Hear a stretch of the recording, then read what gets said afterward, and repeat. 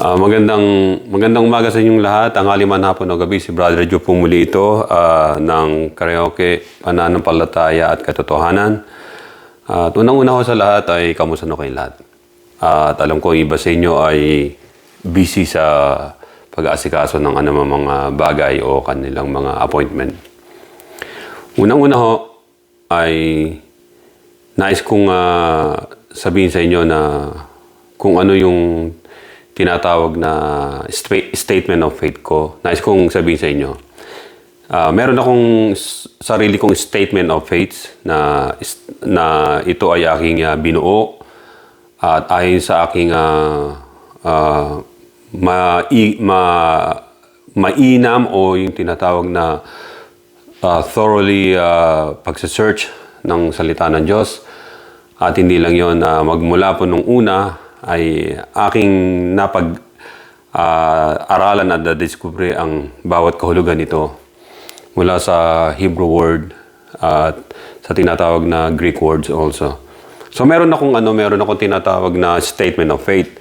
Sa mga hindi nakakaalam kung anong ibig sabihin ng doctrines o doktrina, ito ay ang tawag rito ay ang pagpapahayag ng pananampalataya o statement of faith. Meron ako 12 statement of faith na aking binuo.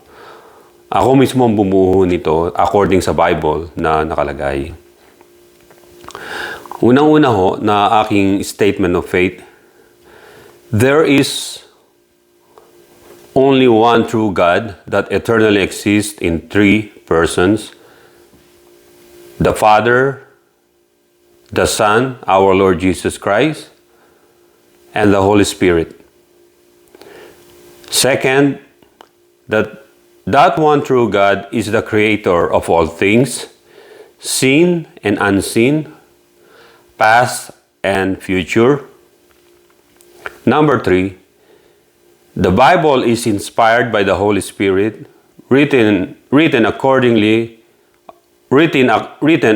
to our God's own initiative, purposely written by man, filled with the Holy Spirit. Number 4, that Jesus Christ was the Word, became flesh, fully man and fully divine, holy, blameless, and sinless. Number 5, Jesus Christ was born of a Virgin Mary through the power of the Holy Spirit, died on the cross under Pontius Pilate for our redemption. Number 6, that Jesus Christ is the only propitiation for our sins through faith and repentance.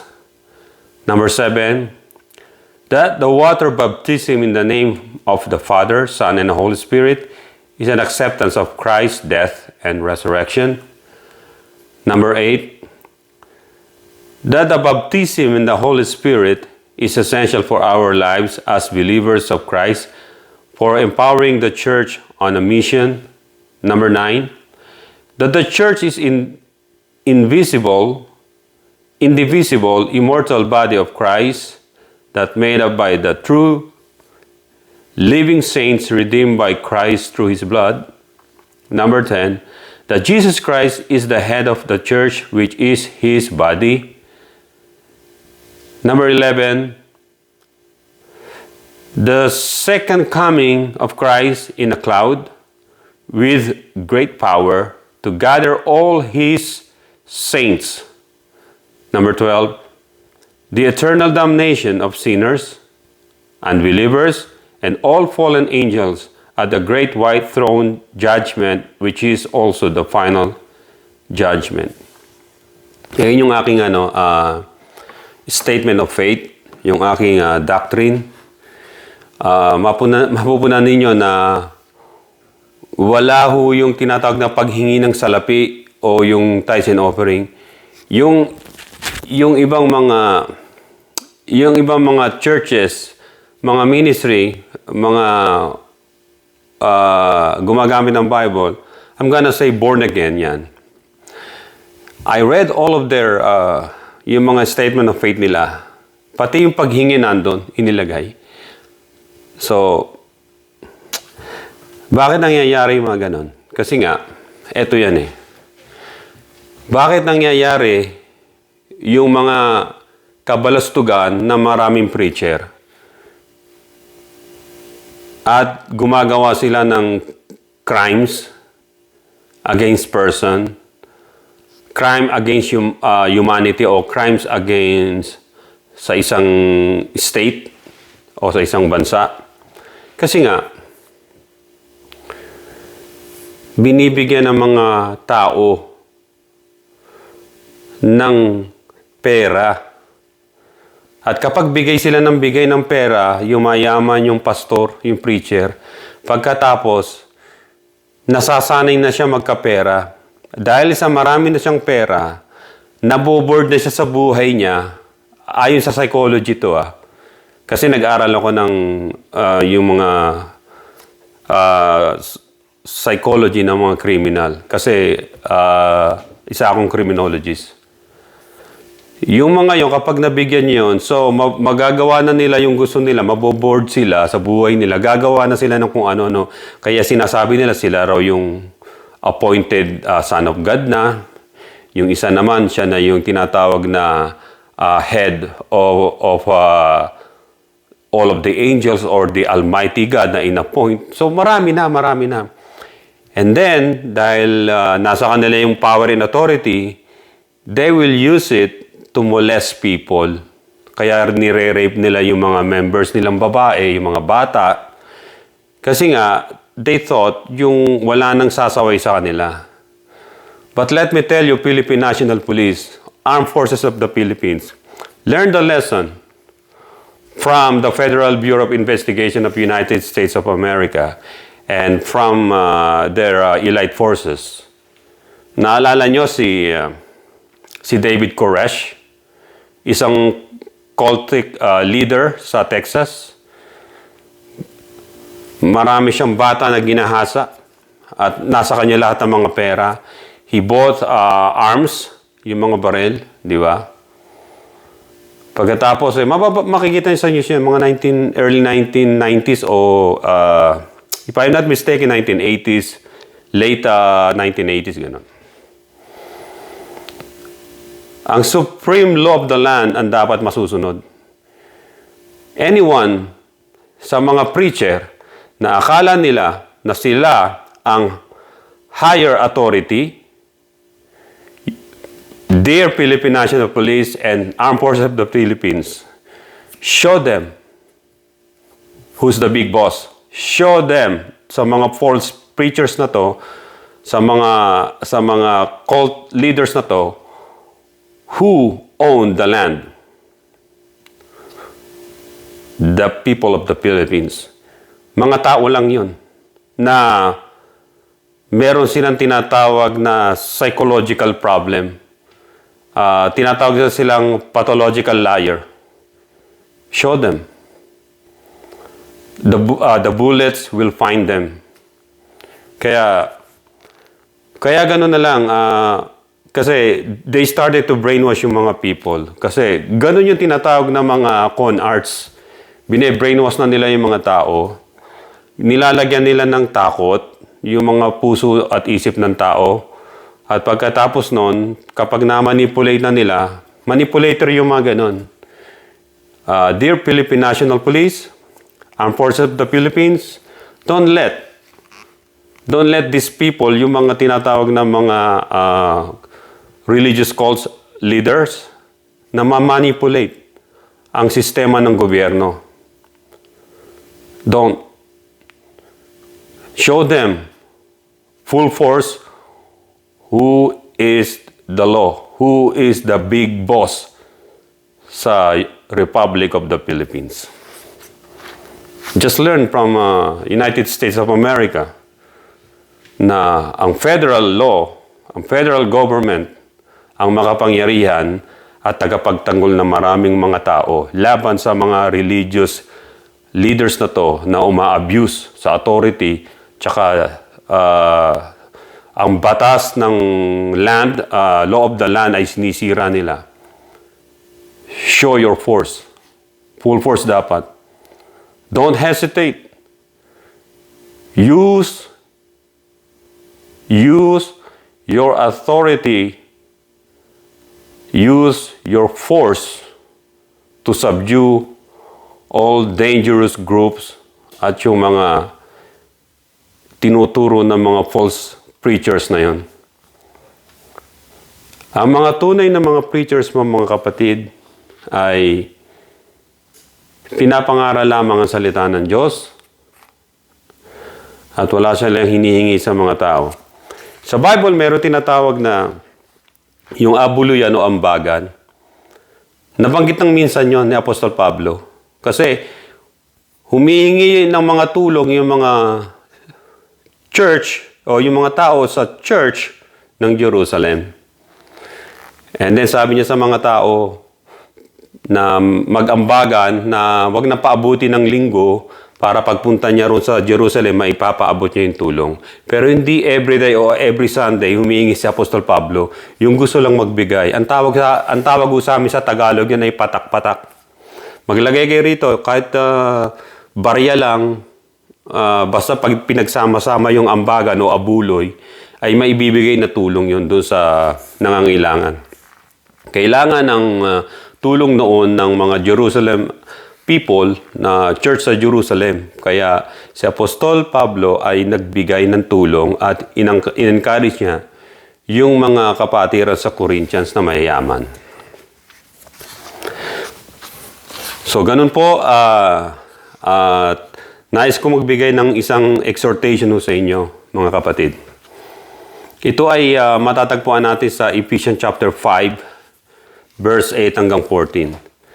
Basahin ko itong Ephesians chapter 5, verse 8.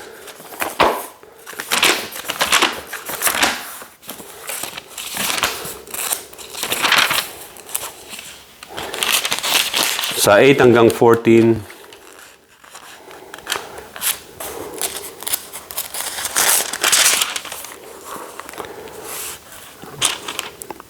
okay, dito sa verse, sa chapter 5, verse 8 hanggang 14. For thou once, your heart was full of darkness, now it is full of light from the Lord, and your behavior should show it. Because of this light within you, you should do only what is good and right and true. Learn as you go along what pleases the Lord. Take no part in the worthless pleasures of evil and darkness, but instead, rebuke and expose them.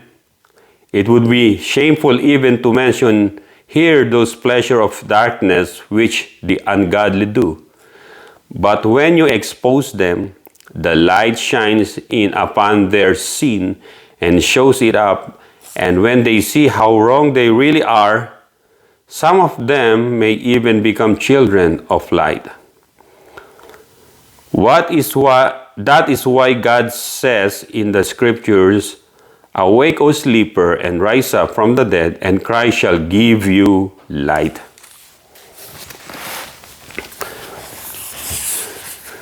Dito sa exhortation na gagawin ko, yung binasa natin sa Ephesians chapter 5, verse 8, sinulat ni Apostol Pablo sa mga Ephesians.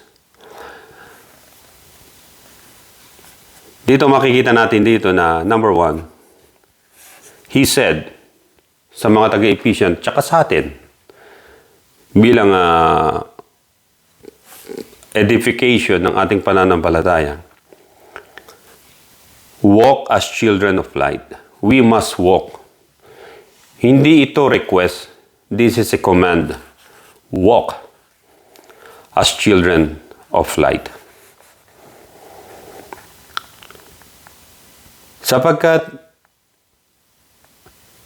kung tayo'y maglalakad na tulad ng mga anak ng liwanag, bakit kinakailangan natin gawin ito? Mahiya naman po tayo. Alam niyo kung bakit?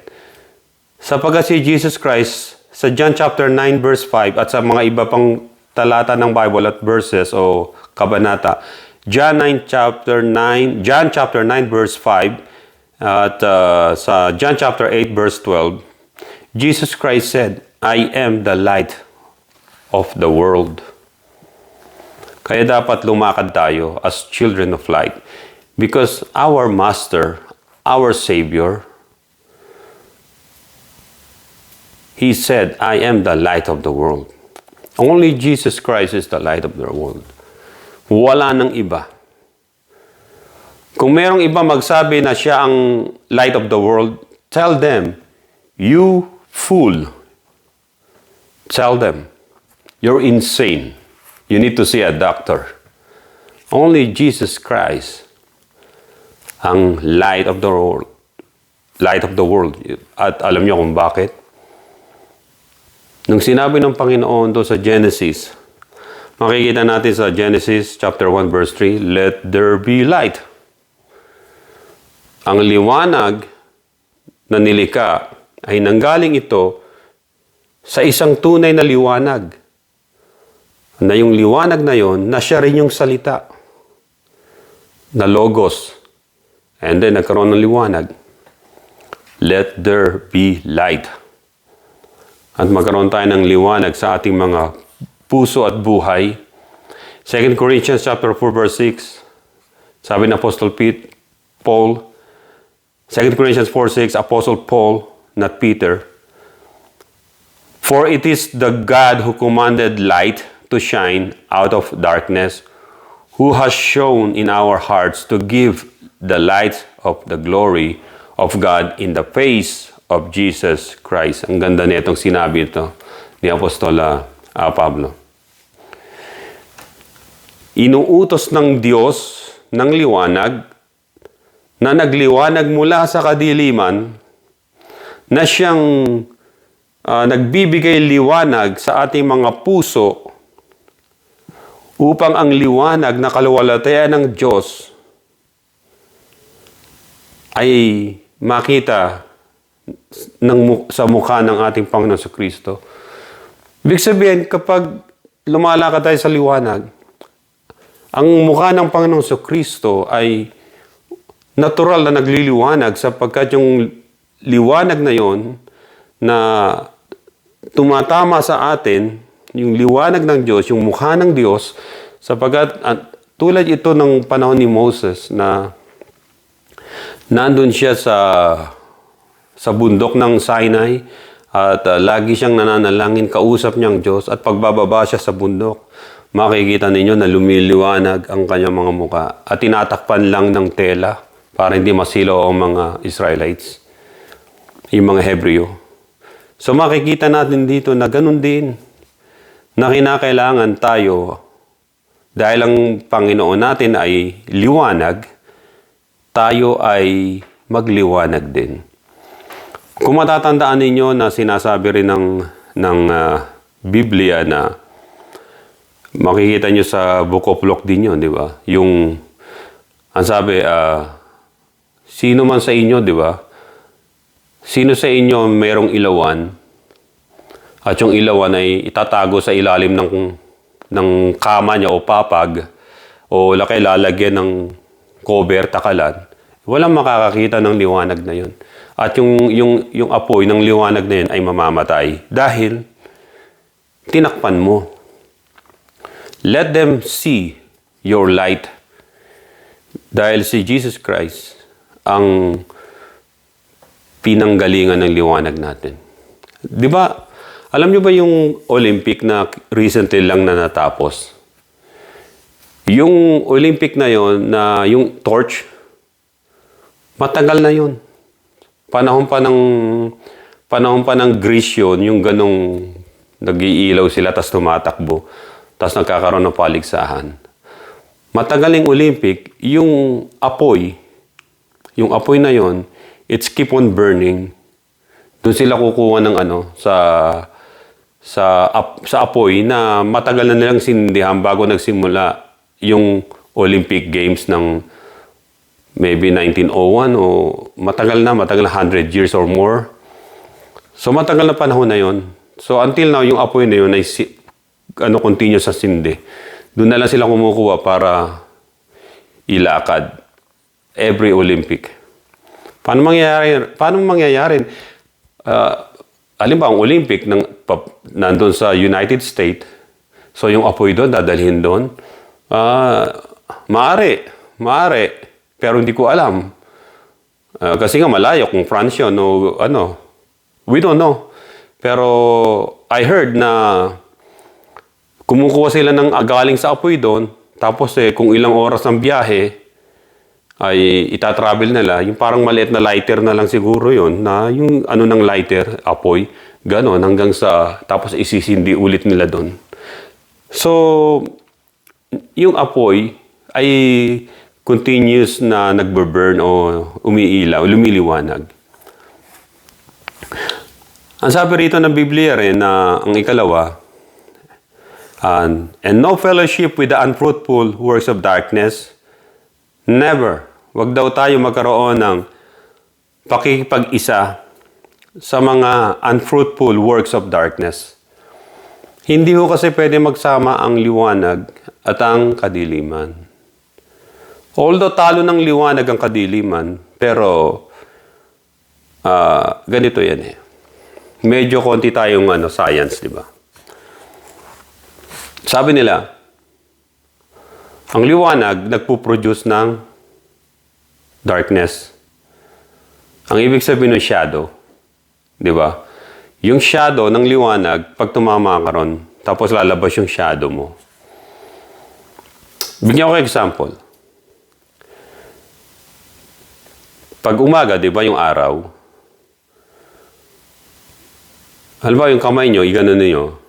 So, lalabas sa shadow nyo, nakaganito kayo. Yung iba nga, nagpi-flip ng finger nila, yung bad, di ba? So, makikita natin ganon. Kung anong kinikilos mo, kapag tinamaan ka ng liwanag, hindi mo maitatago, yung shadow mo nalalabas. Halimbawa, ikaw ay nakatayo, tumama yung liwanag sa'yo ng araw, and then yung shadow mo, kahit hindi ka nakikita nila, pero yung shadow mo, makikita mo. Hindi mo, alam mo na ikaw halimbawa ay nakatayo. Nakatayo, yung shadow mo, makikita mo nandun. At kung ikay nakaupo, yung shadow mo rin, makikita mo nandun. Kaya tayo may shadow ay dahil ano tayo? Siyempre, dahil tayo ay mayroong katawan. May physical na katawan tayo. Hindi tumatagos sa body natin yung liwanag ng araw. Humihinto. At pagkatapos nun ay nagpo-produce ng shadow. Pinag-aralan natin science yan, di ba? Kaya sabi, and no fellowship with the unfruitful works of darkness. Ikaw nandun na tinatama ng liwanag. Kaya yung mga naggagawa ng yung shadow puppet, yung mga gano'n ng mga kamay, tas kabayo, tas aso, gano'n. Gano'n ang napapalabas niya. Anong aral nito? Kung namumuhay tayo sa liwanag ng Diyos, pero ang ginagawa natin, nagre-reflect naman sa kadiliman, ibig sabihin na yung kinikilos natin at yung resulta ng mga pagkilos natin ay shadow pala, darkness pala. You better think about it. Pag-isipan natin.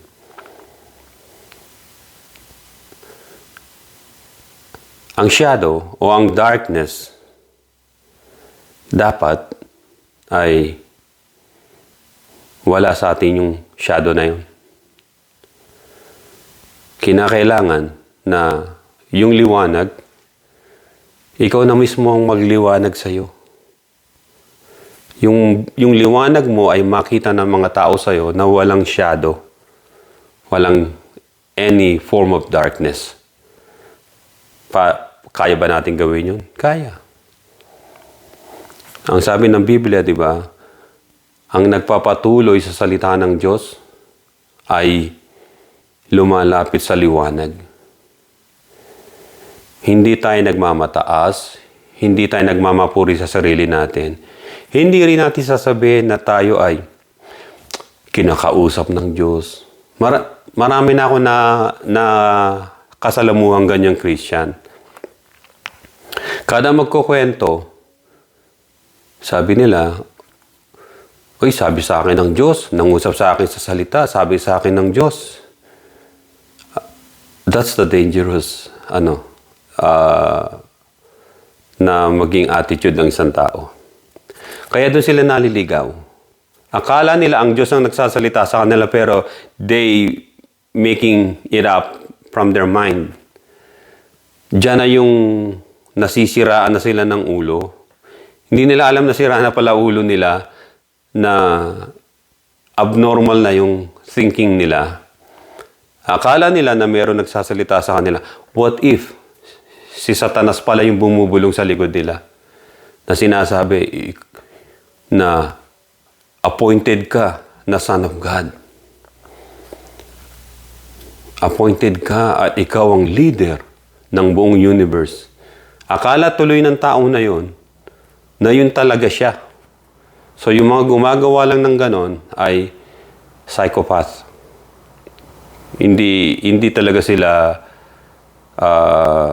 makaunawa ng diretso o tama. So dito, huwag daw tayo makikisama sa mga unfruitful works of darkness. Na kapag walang nakakakita sa atin ay nakagagawa tayo ng kasalanan, umiwas po tayo sa ganun. Sapagkat kapag yung kasalanan na yon, na-expose yun, and then nagkaroon ka ng legal battle, nagkaroon ka ng tinatawag na court battle, that's gonna be a big problem. Tulad ngayon ng mga nababalita natin sa Philippines. Isipin mo, kapag nailagay ang pangalan mo, the most wanted person in the Federal Bureau of Investigation, it's worldwide. Manhunt ang gagawin sa'yo. Manhunt. Imagine, yung tao na yon na binanggit ko ng mga nakaraan, he raped many young people. Nagtakas ng multi-million US currency. Fraudulent para makakuha ng mga US visa yung mga member niya, pinakakasal sa ibang US citizen here in America. At hindi lang yun, pati gun smuggling. So makikita natin dito na malinaw na yung tao na yon is a criminal. Once na the Federal Bureau of Investigation filed a strong case laban sa'yo, you won't gonna exit. Tulad yan ni El Chapo ng Mexico, yung drug lords. Nahuli nila.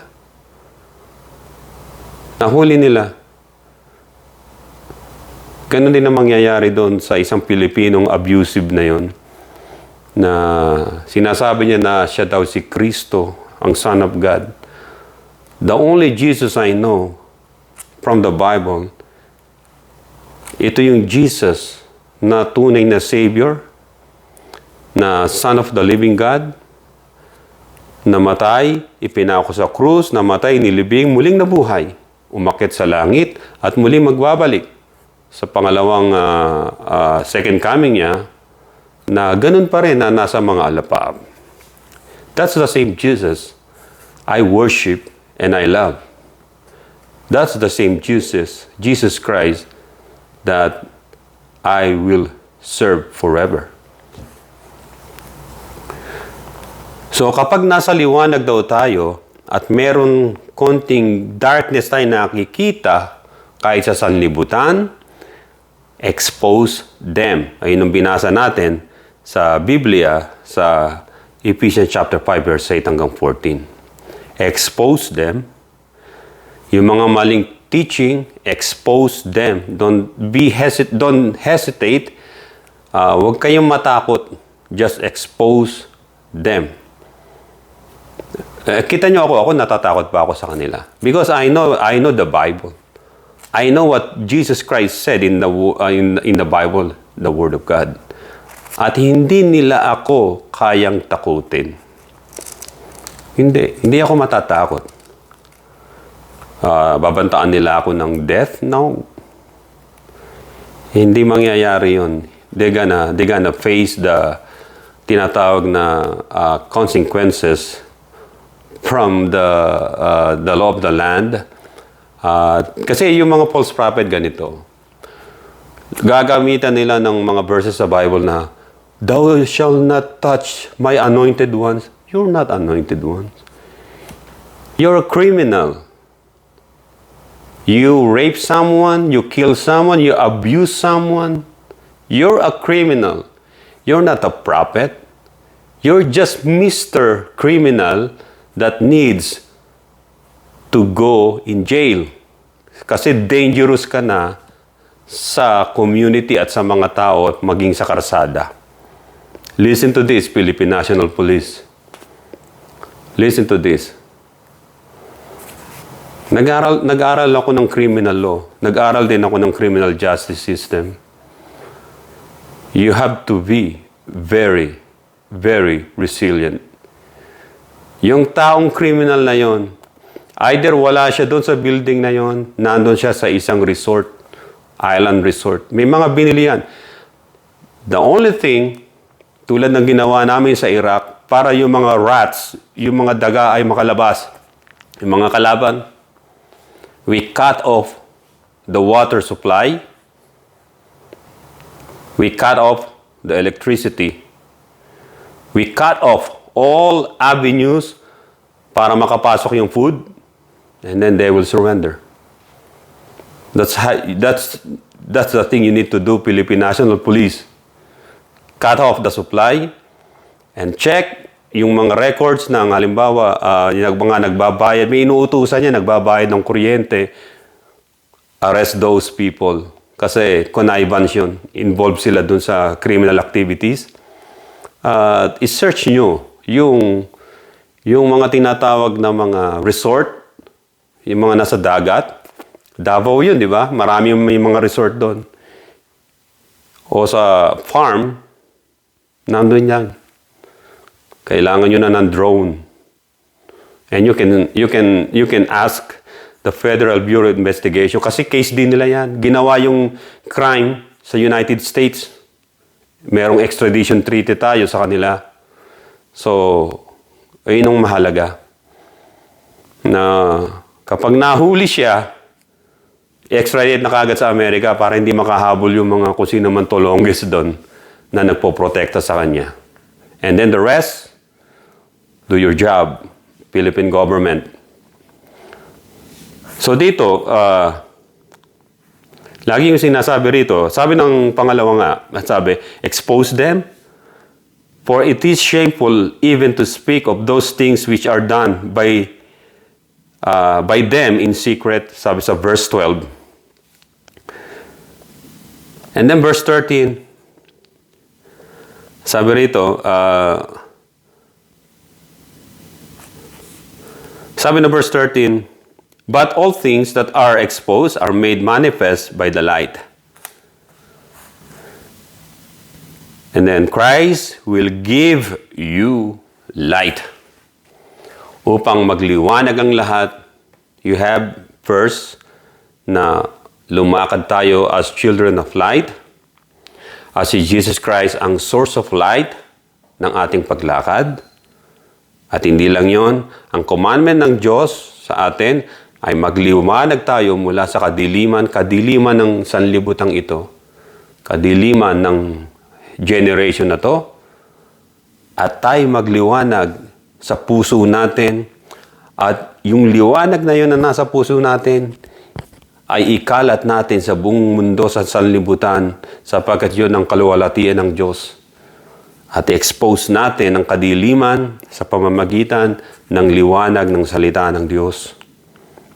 At si Kristo ay bibigyan ang Panginoong Jesucristo sila ng liwanag upang makaunawa sila. So, yung pong aking nais ibahagi sa inyo. Ito yung kapatid si Brother Joe. Maraming salamat sa inyo. At nawa ay kayo'y makatanggap ng mga pagpapala at blessing o anumang mga inyong kahilingan sa Panginoon. Do it. Do it, hingin nyo sa Kanya lagi. At tandaan ninyo na maging tapat lang tayo sa puso. Tayo'y mga nilikha ng Diyos.